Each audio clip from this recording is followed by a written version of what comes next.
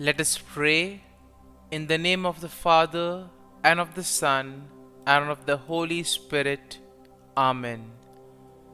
O Jesus, through the Immaculate Heart of Mary, I offer you my prayers, works, joys, and sufferings on this day for all the intentions of your Sacred Heart, in union with the holy sacrifice of the Mass throughout the world, in reparation for my sins, for the intentions of all my relatives and friends, and in particular for the intentions of the Holy Father.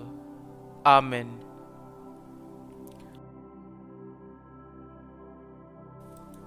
The intentions of the Holy Father for the month of March. For victims of abuse. We pray for those who have suffered harm from members of the Church. May they find within the Church herself a concrete response to their pain and suffering. Our Father, who art in heaven, hallowed be thy name. Thy kingdom come, thy will be done, on earth as it is in heaven. Give us this day our daily bread, and forgive us our trespasses, as we forgive those who trespass against us. And lead us not into temptation, but deliver us from evil. Amen. Hail Mary, full of grace, the Lord is with you. Blessed are you amongst women, and blessed is the fruit of thy womb, Jesus. Holy Mary, Mother of God, pray for us sinners, now and at the hour of our death. Amen. Glory be to the Father, and to the Son, and to the Holy Spirit, as it was in the beginning, is now, and ever shall be, world without end. Amen. My dear friends, as we gather this morning to thank the Lord, to praise the Lord, to glorify the Lord for all that He has done for us, let us begin with the feeling of gratitude in our hearts. Gratitude for all the blessings that we have received. Gratitude for all the graces, for all the favors that He has bestowed on us. And let us spend a few moments in silence, recollecting all the things that the Lord has done for us. Right from the time of birth till today, He has bestowed many graces, many favors on us. When we were faced with challenges in life, He was always there to help us, guide us, and protect us. Apart from the graces that we have received, there also have been a number of gifts that the Lord has given us. Various talents, various abilities, and we shall also thank the Lord for these things.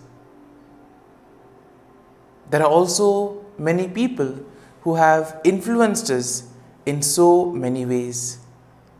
Let us also thank the Lord for the gift of these people in our lives who have helped us, who have molded us in various possible ways.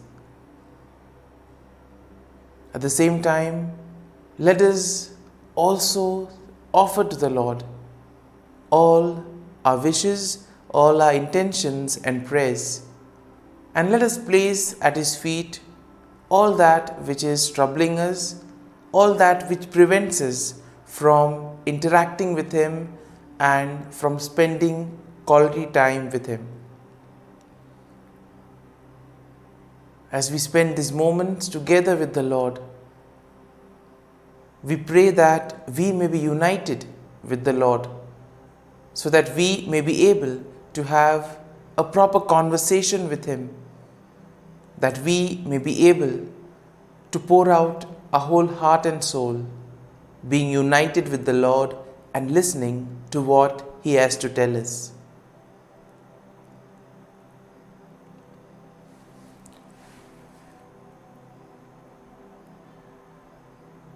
And let us close our eyes at this moment. Today, let us praise the Lord, for He has woken us up this morning. He has given us the gift of this new day,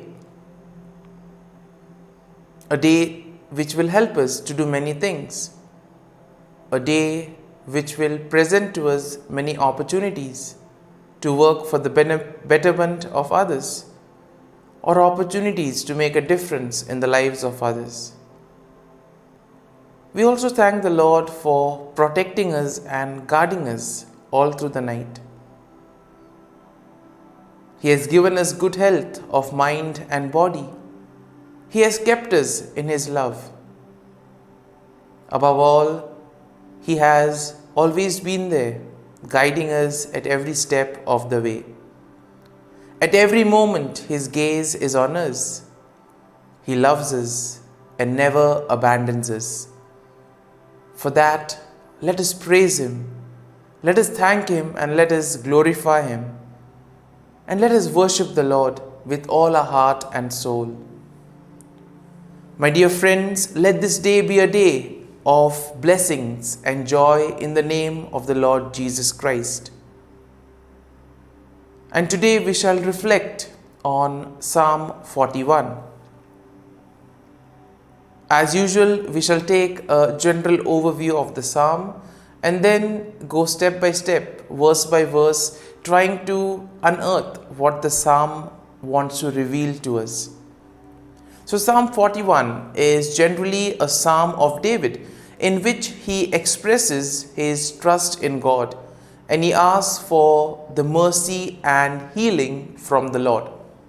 Now the psalm begins with a declaration of blessings upon those who consider the poor and the needy, for they will be rescued in times of trouble by God.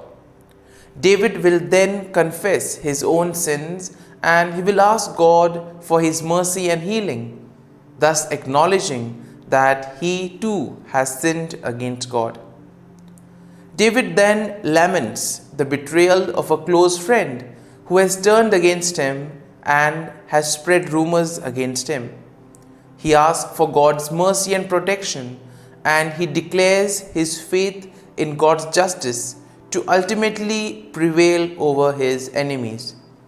In the final verses of the psalm, we see that David will express his confidence that God will uphold him and preserve him from all harm, even in the midst of all troubles. And the overall theme that is presented in this psalm is of the importance of having our faith and trust in God, even in the face of adversity and betrayal. Now we see that David recognizes his own weakness and shortcomings, but still he trusts in God's mercy and justice to ultimately prevail over his enemies. This psalm will serve as a gentle reminder to all of us to remain steadfast in our faith and trust in God, even in the most challenging moments of our lives. And now let us go verse by verse into the psalm and try to see what the psalm wants to reveal to us. The psalm begins, "Happy are those who consider the poor. The Lord delivers them in the day of trouble. The Lord protects them and keeps them alive. They are called happy in the land. You do not give them up to the will of their enemies."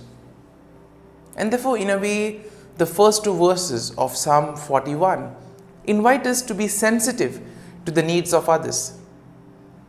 Many times, because of our busy schedule, we tend to neglect the needs of others. We are occupied only with our needs and our difficulties. And here, therefore, the psalm begins with an invitation to consider the sufferings of those who are there around us. The psalm continues, The Lord sustains them on their sick bed.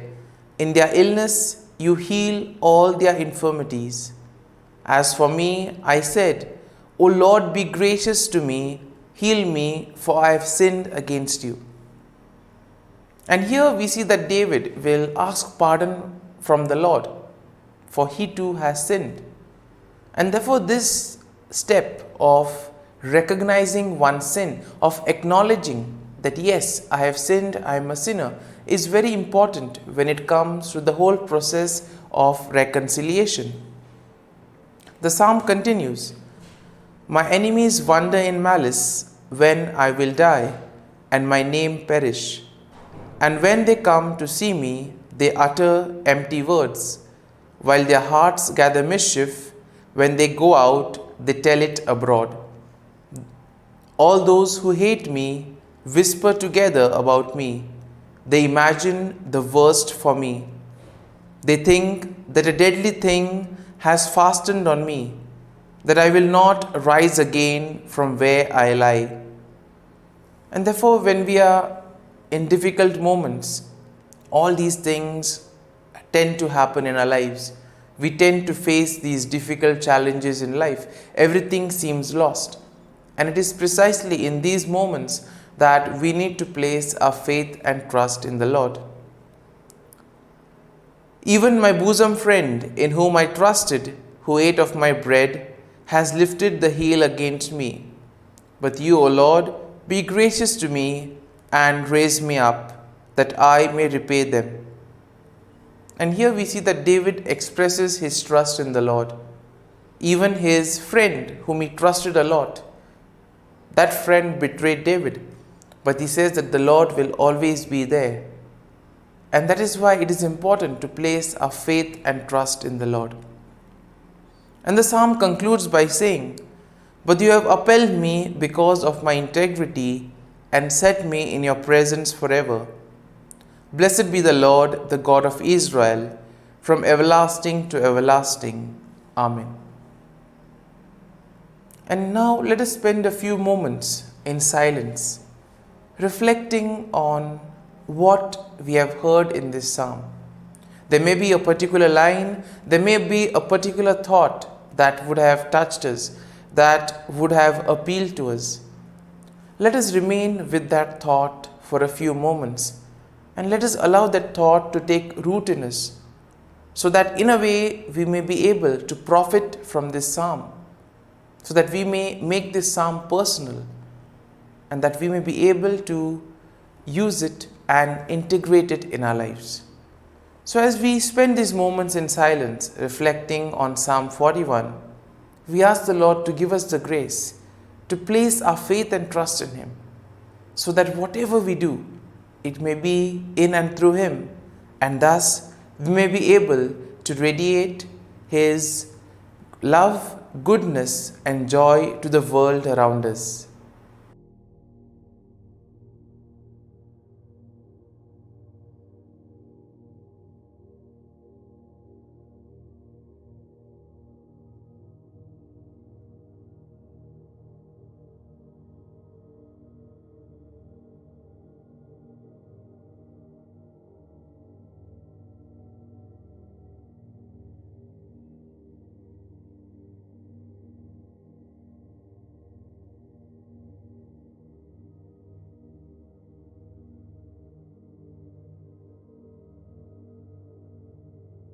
Prayer to Saint Michael the Archangel for protection.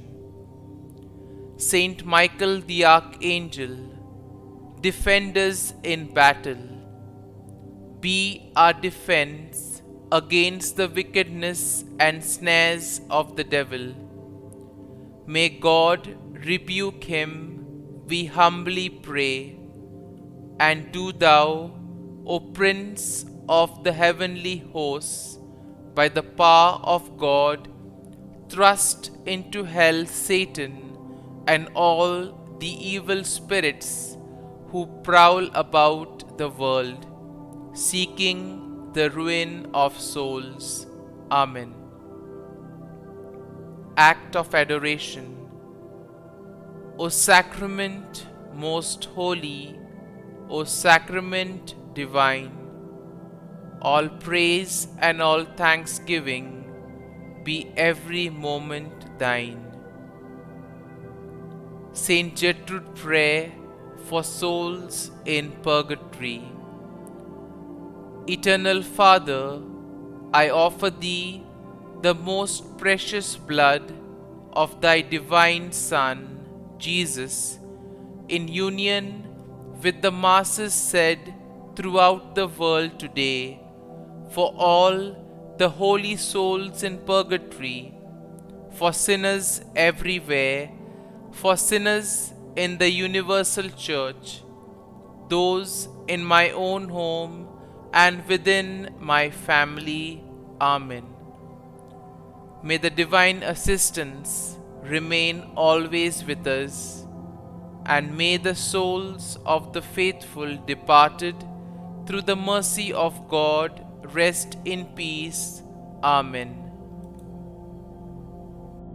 Glory be to the Father, and to the Son, and to the Holy Spirit, as it was in the beginning, is now, and ever shall be, world without end. Amen.